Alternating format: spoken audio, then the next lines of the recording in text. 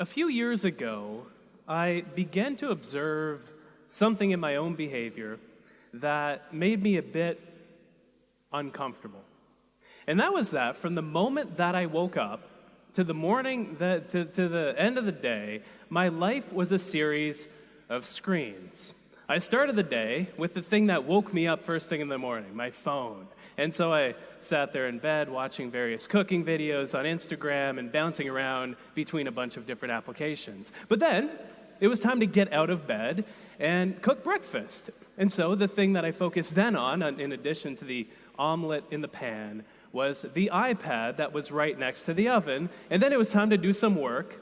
And so I went to a different screen, which was attached to another screen itself, all the while this little devil on my wrist was tapping and beeping and blooping and distracting me as I was trying to get important stuff done.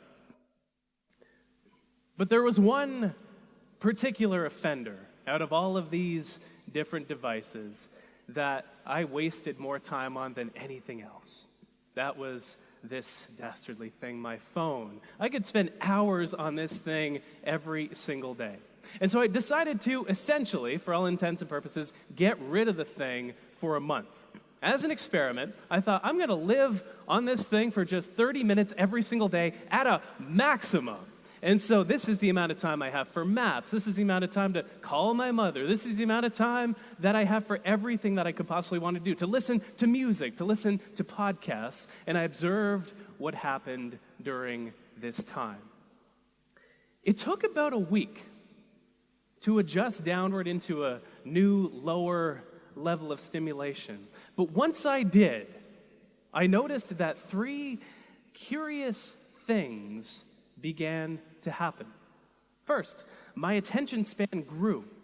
It was like I could focus on things not effortlessly, but with much more ease than I could before this experiment started.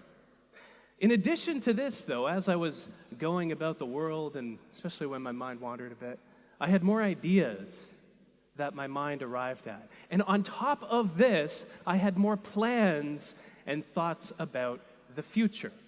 Getting rid of one simple device led to these three effects. Why? Noticing this a few years back led me on this long journey to get to the bottom of what it takes to focus in a world of distraction. I poured over hundreds of research papers from front to back. My